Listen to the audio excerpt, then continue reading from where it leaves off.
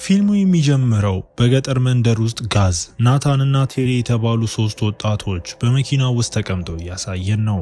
እነሱም ዶክተር ሪቻርድ እና ኤለን የተባሉ አዛውንቶችን ቤት ለመዝረፍ እየሰለሉ ሲሆን ቴሪም ሪቻርድ ሁል ጊዜ አርብ ምሽት ሚስቱን ይዞ ለእራት እንደሚወጣ፣ ስለዚህ ዛሬ ቤቱን ለመስበር አመቺ ጊዜ መሆኑን ለጓደኞቹ ይነግራቸዋል። ጥንዶቹ እስኪወጡ እየጠበቁ ሳሉ የናታን የሴት ጓደኛ የሆነችው ሜሪ በድንገት ትመጣለች። መኪናዋን ስለወሰደባትና ለስራ ስለዘገየች በቁጣ ስትጮህበት፣ ናታን ግን ለጥቂት ሰዓታት ለሆነ ስራ እንደሚፈልገው ይነግራታል። ከጥቂት ቆይታ በኋላ አዛውንቶቹ ከቤት ሲወጡ ቡድኑም ለመግባት እየተዘጋጀ፣ ሜሪ ምን እየተካሄደ እንዳለ ተረድታ መኪናዋን በጣም እንደሚያስፈልጋት ብትናገርም ናታን ግን በ20 ደቂቃ ውስጥ እንጨርሳለን ብሎ አረጋግቷት፣ በመጨረሻም ናታን የመኪናውን ቁልፍ ይዞ ወደ ቤቱ ሲሄድ እሷም ሳትፈልግ በመኪናው ውስጥ ቀራለች። ሶስቱ ወጣቶች ወደ በሩ ተጠግተው ቴሪም ከአበባ ማስቀመጫው ስር ቁልፍ አውጥቶ ቤት ውስጥ እንደገቡ ናታንና ጋዝ ካዝናው የት እንዳለ ሲጠይቁ ቴሪ ግን እንደማያውቅ ይናገራል። ቴሪ ቤት ውስጥ በጥሬ ገንዘብ የተሞላ ካዝና አለ ብሎ ስላመጣቸው ይህ ሁለቱንም ሲያበሳጫቸው ቴሪ ይህንን መረጃ ያገኘው እናቱ በቤቱ ውስጥ የጽዳት ሰራተኛ ስለሆነች እንደሆነ እንረዳለን። በዚህ የተበሳጨው ጋዝ በቤት ውስጥ ያሉ ነገሮችን መሰባበር ጀምሮ ያገኘውን ሁሉ ዘርፎም ኬት የሚል ስም የተለጠፈበት ክፍል ውስጥ ሲገባ የተለያዩ የአሻንጉሊት ቤቶችን አግኝቶ እነሱ ነው የሚያፈርሳቸዋል። በዚህ መሃል ቴሪ ወደ ምድር ቤት ወርዶ ሲፈልጉት የነበረውን ካዝናማ አግኝቶት ወዲያውኑ ጓደኞቹን ሲጠራቸው ሶስቱም ይደሰታሉ። ጋዝ በኤሌክትሪክ የሚሰራ ካዝና ለመስበር የሚያስፈልጉ መሳሪያዎችን ይዞ ቢመጣም ነገር ግን ካዝናው በቁጥር ጥምረት የሚከፈት በመሆኑ ሊከፍቱት እንደማይችሉ ሲረዱም ይደነግጣሉ። ጋዝ እንደገና በቴሪ ላይ ሲቆጣ ቴሪ ግን እናቱ ይህንን እንዳልነገረችውም ይሟገታል። በመቀጠል ወጣቶቹ ካዝናውን ለመክፈት የተለያዩ መንገዶችን ቢሞክሩም ግን አንዳቸውም አልተሳካላቸውም። ቴሪ እንሂድ ቢልም ሌሎቹ ሁለቱ ግን ገንዘቡን ሳይወስዱ ለመውጣትም ፍቃደኛ ሳይሆኑ በመጨረሻም ጥንዶቹ እስኪመለሱ ጠብቀው የካዝናው ቁጥርን እንዲነግሯቸው ለማስገደድም ወስነው ከዚያም ጊዜ ለማሳለፍ ወደ ላይኛው ክፍል ወጥተው ቲቪም ይመለከታሉ። በዚህ መሃል ሜሪ ውጭ ሆና መጮህ ጀመራ። ጨልሞ ስለነበር ናታን እንዲወጣም ጠይቃው ጩኸቷን የሰማው ቴሪ ሜሪን ወደ ስራዋ አድርሷት እንደሚመለስ በመናገር ናታንን ቁልፍ ቢጠይቀውም ናታን ግን እሱን እምቢ ብሎት ይልቁንም ናታን ሜሪ ወደ ውስጥ እንድትገባም ጋበዛት። እሷ በጉዳዩ ውስጥ መግባት ባትፈልግም በናታን ግፊት ተስማምታ ልክ እንደገባችም ናታን ከእሷ ጋር መሳሳም ሲጀምር ይህም ቴሪን ባልታወቀ ምክንያት መጥፎ ስሜት እንዲሰማው አደረገው። ቆይቶም ጋዝ ሳሎን ውስጥ የአንዲት ሴት ልጅ ፎቶ ያገኝና ቴሪ ላንተ የምትሆን ናት እያለ ሲያሾፍበት፣ ቴሪ ግን ልጅቷ የአዛውንቶቹ የሞተችው ልጃቸው ኬት መሆኗን ይነግረዋል። በዚህ መሃል ሜሪ እርጉዝ መሆኗን ለናታን ስትነግረው ናታንም ከዛሬ በኋላ ብዙ ገንዘብ ስለምናገኝ እንዳትጨነቂ ብሎ አረጋጋት። ልክ በዚህ ጊዜ አዛውንቶቹ ወደ ቤት ተመልሰው ጋዝ ለሁሉም ፊታቸውን የሚሸፍኑ ስቶኪንጎችን አድሎም በእውነቱ ግን መሸፈኛው ፊታቸውን ያሳይ ነበር። ሜሪ መውጣት ብትፈልግም ጋዝ ከልክሏት እሷም ስቶኪንግ እንድታደርግም አስገድዷት ጥንዶቹ ወደ ቤት እንደገቡ ወጣቶቹ ጥቃት ሰንዝረውባቸው በዚህ ወቅት ኤለን በተሰባበረ መስታወትም እጇ ቆሰለ። ወጣቶቹ ጥንዶቹን ወደ ሳሎን ጎትተው እጃቸውን አስረዋቸው ሪቻርድ ስለ ባለቤቱ እጅ ቢጨነቅም ወጣቶቹ ግን ዝም እንዲልም ይጮውበታል። ሁኔታው ስላሳሰባት ሜሪ የመጀመሪያ እርዳታ መስጫ ኪት ፈልጋ የኤለንን ቁስልም እያከመች በመቀጠል ወጣቶቹ ገንዘባቸውን እንዲሰጧቸውም ይጠይቋቸዋል። ሪቻርድም ወጥ ቤት ውስጥ ስለተደበቀ ጥቂት ገንዘብ ነግሯቸው በኪሱ ያለውንም ገንዘብና ክሬዲት ካርድም ቢሰጣቸውም ይሁን እንጂ ወጣቶቹ በዚህም አልረኩም። የካዝናውን ሚስጥራዊ ቁጥር እንዲነግራቸውም ጠይቀውት ሪቻርድ ምንም እንደማያውቅ ቢያስመስልም ቡድኑ ጥንዶቹን ወደ ምድር ቤት ጎትተው ከካዝናው ፊት ለፊትም አስቀመጧቸው። ሜሪ ሁኔታው ስላልተመቻት እንሂድ ብትልም ናታን ግን ይህን የሚያደርገው ለእሷና ለልጃቸው እንደሆነ ነግሯት ከዚያም ሪቻርድ ቁጥሩን እንዲናገር ቢጠይቀውም እሱ ግን ዝም ብሎ ናታንም በዚህ ተናዶ በጥፊ ቢመታውም ሽማግሌው ግን ምንም አይናገርም። በዚህ መሃል ኤለን በጣም ደንግጣ እሷም የመርሳት በሽታ ስላለባት ባለችበት ሁኔታ ግራ እንደተጋባችም እናስተውላለን። ጋዝ በሲጋራ ሊያቃጥላት ቢሞክርም ነገር ግን ጓደኞቹ ሲጮሁበትም ይተዋታል። በመቀጠል ጋዝ ለናታን ቢላዋ ሰጥቶ በጥንዶቹ ላይ እንዲጠቀምበት ሲያበረታታው ይህንን ያየችው ሜሪ ሰልችቷት ወደ ላይ ወጣ ቤት ውስጥ ስልክ አግኝታ መታጠቢያ ቤት ውስጥ ትደበቅና ለፖሊስ ለመደወል ብትሞክርም ነገር ግን ምንም ሳትናገር ጋዝ በድንገት መጥቶ ጸጉሯን ይዞ ራሷን ከመስታወት ጋር አጋጫት። በምድር ቤት ውስጥ ያሉት የሜሪን ጩኸት ቢሰሙም ናታን ግን ምንም ግድ የለውም።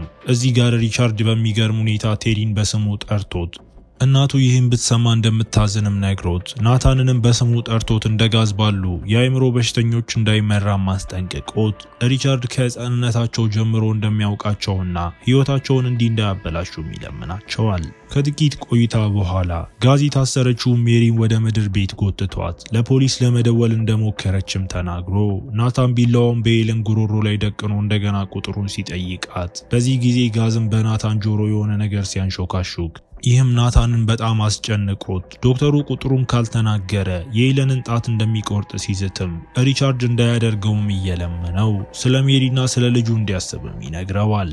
ነገር ግን ጋዝ በድንገት ሽጉጡን ናታን ላይ ደቅኖ ትዕዛዙን ካልፈጸመ እንደሚገለው ሲዝትበት ሌላ አማራጭ ያጣው ናታን የሴቲቱን ጣት በመጨረሻ ቆርጦት ሽማግሌውን በዚህ በጣም ቢያዝኑም ግን አሁንም ቁጥሩን ለመስጠትም ያቅማማሉ።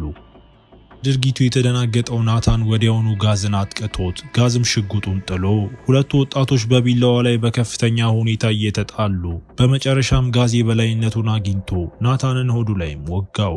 ይህንን ያየው ሪቻርድ የናታንን ሕይወት ለማዳን እንዲፈቱት ቢጠይቅም ጋዝ ግን ምንም ግድ የለውም። ቁጥሩን እስካልተነገረው ድረስ እንደማይፈታው ሲናገርም ይህም ሽማግሌውን አስቸጋሪ ሁኔታ ውስጥ ጥሏቸው በስተመጨረሻም ቁጥሩን ይናገራሉ። ጋዝ በደስታ ወደ ካዝናው ሲጠጋ ሪቻርድ ደግሞ ቴሪ እንዲፈታው እየለመነው ቴሪ ግን በሆነው ነገር ደንግጦ ከማልቀስ ውጪ ምንም አያደርግም።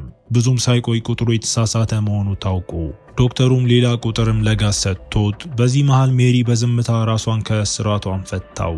ሁለተኛውም ቁጥር ሳይበራ ሲቀር ጋዝ እንደገና አብዶ የመጋዝ ማሽን ይዞ ወደ ኤለን ሲያመራ ሪቻርድም እንዳያደርገው እየተማጸነ ቢጮህም ጋዝ ግን ሰውየውን አይሰማውም።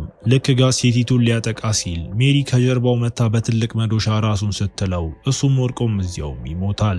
ከዚያም ሜሪ ሪቻርድንና ኤለንን ከስራታቸው ፈታቸው። ምድር ቤቱ ወደ ጋራዥ እንደሚወስድና እዚያ ውስጥ መኪናም እንዳለ አይታ ናታንን ወደ ሆስፒታል ልትወስደው ብትሞክርም ነገር ግን ዶክተሩ ሽጉጡን አንስቶ ማንም እንዳይወጣ ተናገረ። ሆስፒታሉ 30 ማይል እንደሚርቅና ናታን እዚያ ድረስ እንደማይቆይ ተናግሮ ይልቁንም አምቡላንስ እስኪመጣ እዚሁ ቤት ውስጥ እንዲያከመው ይናገራል። ይህን የሰሙት ሜሪና ቴሪ ናታንን ወደ ላይኛው ክፍል ወስደውት ሪቻርድን ባለቤቱን አጽናንቶ ወደ ላይ ወስዷት ከዚያም ናታንን በአንድ ክፍል ውስጥ ያስቀመጡት ሲሆን እሱም ለሞት የቀረበ ይመስላል። ይሁን እንጂ ዶክተሩ ለናታን ግድ የለውም። ይልቁንም የባለቤቱን ትንሽ ቁስል ማከም ጀምሮ ሜሪ ስትለምነው በመጨረሻ ናታንን ማከም ጀምሮ ቢላውንም ያለ ጥንቃቄ ከሆዱ ላይም ነቀለው። ናታን እንዲሞት ሆን ብሎ የሚጎዳውም ይመስላልና ዶክተሩ ምንም ጠቃሚ የሰውነት ክፍሉ አልተጎዳም ብሎ ለመስራት ጸጥታ እንደሚፈልግ በመናገር ሁሉንም ሰው በማስወጣት ቁስሉን እንደሚያክምና ቆይቶ አምቡላንስ እንደሚጠራም ቃል ይገባል። ቴሪ የተጨነቀችውን ሜሪን ለማጽናናት እየሞከረ ሁሉም ነገር ደህና ይሆናልም እያላት እያለቀሰች ሳለ በድንገትም ቆንጆ ነሽ ብሎ ሊስማት ሲሞክር ይህ ሜሪን የበለጠ አበሳጭቷት በዚህ አስቸጋሪ ሁኔታ ውስጥ ሊጠቀምባት በመሞከሩ ትወቅሰዋለች። ለዚህ ሁሉ ሁኔታ ተጠያቂ እሱ እንደሆነና ናታንን ወደዚህ ያመጣው እሱ እንደሆነ ስታስታውሰው ቴሪ ግን ሐሳቡ የናታን እንደሆነ ቢናገርም እሷ ግን እናቱ እዚህ ስለምትሰራም አታምነውም። ከዚያም የቴሪ የቀድሞ ፍቅረኛ የነበረችውን መንትያቷን ጄንን አንስታ ጄን በጭራሽ እንደማትወደውና ስላዘነችለት ብቻ ትቀርበው እንደነበር ነግራው ጄን ከዚህ መንደር እንደጠፋ ምክንያት የሆነው እሱ እንደሆነም ትነግረዋለች። ይህንን የሰማው ቴሪ በጣም ተጎድቶ እንደ ሕፃን ልጅም ማልቀስም ጀመረ። በኋላም ሜሪ ናታንን ለማየት ብትሄድም እሱ ግን ገርጥቶ አግኝታው ሪቻርድ ልጁ አደጋ ውስጥ እንዳልሆነና ተኝቶ እንደሆነ ሲነግራት ሜሪ ግን የልብ ትርታውን ስላላገኘችው እውነት እንዳልሆነም ተረድታ ጭንቀቷን የተረዳው ዶክተሩ እንድትረጋጋ አምቡላንስ እንደሚጠራ ነግሯት ሆስፒታል እንደደወለ ቢያስመስልም ሜሪ ግን የስልኩ ገመድ ተቆርጦም አግኝታው ይህም አስፈርቷት ለማምለጥ ስትሞክር ግን ድንገት ታማ ማስታወክ ጀመራ። ሪቻርድም የሚያረጋጋ መድኃኒት ሊሰጣት ቢሞክርም እምቢ ትለዋለች። ሜሪ ክፍሉን ለቃ ስትወጣ ኤለንም ቴሪን እንደ ሕፃን ልጅ እያደረገችው መቀመጫው ላይ መርፌ ስትወጋውም አይታ በድንጋጤ ልትወጣ ስትል በሮች ሁሉ ተቆልፎ ታገኛለች። በኋላ ሜሪ ለቴሪ ምን እንደሰጠችው አሮጊቷን ስትጠይቃት ሪቻርድ ግን ህመሙን የሚያስታግስ መድኃኒት እንደሆነ ተናግሮ ሜሪም ለቴሪ ናታን መሞቱን ልትነግረው ሞክራ ስልኩን ብትጠይቀውም እሱ ግን ለኤለን እንደሰጣትም ይናገራል። በዚህ ጊዜ አዛውንቶቹ መጥተው ሁለቱን ሻይ እንዲጠጡም ጋብዘዋቸው ሁሉም የምግብ ጠረጴዛ ላይም ተቀምጠው ሪቻርድ የሞተችው የልጁን የኬትን ፎቶ ያሳየና ምን ያህል ልጁ ልዩ እንደነበረችም ይናገራል። ኤለን ሻይ ልጠጣ ስትል ሪቻርድ ከልክሏት ለሜሪ እንደሆነ ነግሯት አሮጊቷም ይቅርታ ጠይቃ ሻዩን ለሜሪም ሰጠቻት። እዚያም ሪቻርድ በኤለን የተዘጋጀ አልበም እያሳያቸው ሲሆን አልበሙ ባለፉት ዓመታት በአካባቢው የጠፉ ወጣት ልጃገረዶችን ፎቶም የያዘ ነው። ሜሪ የእህቷን የጄንን ፎቶ ስታይ ድንጋጤዋ ጨምሮ እሷ ስልኳን እንዲሰጧት ብትጠይቅም ግን አይሰጧትም። ትዕግስት የጨረሰችው ሜሪ በሩን ለመክፈት ስትሞክር ሪቻርድ ግን በቀላሉ አሸንፏት ከደረጃው ስር ባለ ቁም ሳጥን ውስጥም ቆልፎባት ቴሪም እንዲጠብቃት ሲያዘው እሱም ተስማምቶ ሪቻርድ ኤለንን ለማስተኛትም ወደ ላይ ወሰዳት። በሚቀጥለው ትዕይንት ሜሪ ከዚህ እንዲያወጣት ቴሪም ብትለምነውም እሱ ግን ስላገለለችው አሁንም ተቆጥቶ ነበር። ሁልጊዜ ለምን እንደ ቆሻሻ እንደምታየውና ለማይወዳት ናታን እንደምትጨነቅም እየጠየቃት ከዚያም እግሮቹ እየደነዘዙ እንደመጡም አስተውሎ ኤለን መድኃኒቱን አብዝታበት እንደሆነም ይጠረጥራታል። ሜሪ ሆን ብላ ያደረገችው እንደሆነ ብትነግረውም ቴሪ ግን አዛውንቶቹንም ያምናቸዋል። መድኃኒቱ መስራት ሲጀምር ሜሪንም እንደ ጄን ማየት ጀምሮ አብረው ስለነበሩበት ጊዜ ሲያወራ ሜሪ መጀመሪያ ግራ ቢገባትም በኋላ ግን እንደ ጄን ሆና መናገር ጀመራ። በዚህ ምክንያት ቴሪ በሩን ሲከፍትላት ሜሪ ወዲያውኑም ወደ ላይ ትሮጣለች። እግሮቹ እየደከሙበት ቢሆንም ቴሪ በደረጃው መደገፊያ እየታገዘ ወደ ላይ ወጥቶ ሜሪ በመስኮት ለማምለጥ ስትሞክር አግኝቷት አሁንም እንደ ጄን ያስባትና ልትተው እንደሆነ አድርጎም እየከሰሳት ከዚያም በመሃል ሊስማት ሲሞክር ትገፋዋለች። ልክ በዚህ ጊዜ ወደ ክፍሉ የሚረጭ ጋዝ ተለቆ መስኮቶቹን በብረት ይዘጋሉ። ቤቱ በጭስ ሲሞላ ሁለቱም መተንፈስ አቅቷቸው ሁለቱም እንደምንም ወደ ታች ወርደው ችግር ውስጥ ቢሆኑም ቴሪ ግን አሁንም ስለ ጥንዶቹ በመጨነቅ እነሱን ሊያድናቸው እንደሚፈልግ ይናገራል። ሜሪ ለመውጣት መንገድ ስትፈልግ ጥንዶቹ የኬሚካል መከላከያ ልብስ ለብሰው ጥቃት ሰንዝረውባት ሜሪ በቢላዋ ብትከላከልም ግን አይሳካላትም። በመጨረሻም የአበባ ማስቀመጫ ወርውራ አንደኛውን የመታች ሲሆን እሷም ኤለን ነበረች። ሜሪ ወዲያው ጭንብሏን እየቀማቻት በትግሉ መሃል ኤለን ሜሪን የሆነ መርፌ ወቅታት ሜሪ ኤለንን ወደ ወጥ ቤት ጎትታ እጇን ከምድጃው በር ጋር ማስራው ሪቻርድ ሲመጣ ሜሪ በሩን ደጋግማ እጁ ላይ ዘግታበት በዚህም አንዱም ጣቱ ተቆርጦ እሷም ኤለንን እንደታጋች ይዛ ዶክተሩ የመኪናውን ቁልፍና ቴሪን እንዲሰጣትም ትጠይቀዋለች። ይሁን እንጂ በተወጋችው መርፌ ምክንያት ራሷን መሳት ጀመራ። ውጪ ሪቻርድና ቴሪ ሲያወሩ ብትሰማም ግን እነሱ ምን እንደሚሉም አይገባትም። ሪቻርድ ተስማምቶ ቁልፉን ቴሪ ጋር የሚያደረገው ሲሆን ሜሪ ስትወጣ ቴሪ መሬት ላይ ወድቆ አግኝታው ቁልፉንም ከኪሱ ወስዳ ጓደኛዋን ወደ ጋራዥ እየጎተተች ትወስደዋለች። ሜሪም የጋራዡን በር ከፍታ ልትወጣ ስትል ጥንዶቹ ፊት ለፊቷ በሚያስፈራ መንገድ ታይተው በስተጀርባ የተቀመጠው ቴሪ ሆዷ ላይ ይተኩስባታል።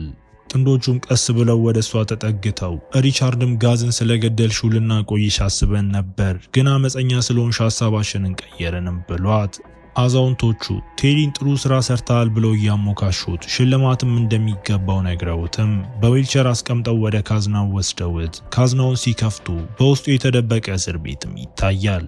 እዚያም እንደ ኬት የለበሰችና በሰንሰለት የታሰረችው የሜሪ መንታ እህት ጄንም ትታያለች። ሪቻርድም ልጃቸው ከሞተች በኋላ ኤለን ስለተጎዳች ያንን ክፍተት ለመሙላት ብዙ ልጃገረዶችን አፍነው እንደነበርም ይናገራል። በመጨረሻም ጄን ለዚህ ቦታ ተስማሚ ሆናም ተገኘች። ሜሪም ከመሞቷ በፊት እህቷን በመኪናው መስታወትም አይታት ቴሪም ከቀድሞ ፍቅረኛው ጋር እዚያው እስር ቤት ውስጥም ይቆለፍበታል። ታሪኩ ከአንድ ሳምንት በኋላ ተቀይሮ የቴሪ እናት ስራዋን ጨርሳ ከአዛውንቶቹ ቤትም ስትወጣም እናያታለን። አዛውንቶቹ ደግሞ ወጣቶቹን የቀበሩበትን ቦታ እየኮተኮቱ ነው። ሴቲቱ ልጇ ለአንድ ሳምንት ወደ ቤት እንዳልመጣ ስትናገር ሪቻርድም ወጣቶች እንደዚህ መጥፋት ይወዳሉ አትጨነቂ ብሏትም ሴቲቱን በዚህ ሐሳብ ተስማምታ ስትሄድ ገዳዮቹ ጥንዶችም እርስ በእርሳቸው እየተጠቃቀሱ ፈገግ ሲሉም እያሳየን ፊልሙ እዚህ ጋር ይጠናቀቃል። እስከ መጨረሻው አብራችሁኝ ስለነበራችሁ አመሰግናለሁ። በቀጣይ ቪዲዮ እስክንገናኝ መልካም ጊዜ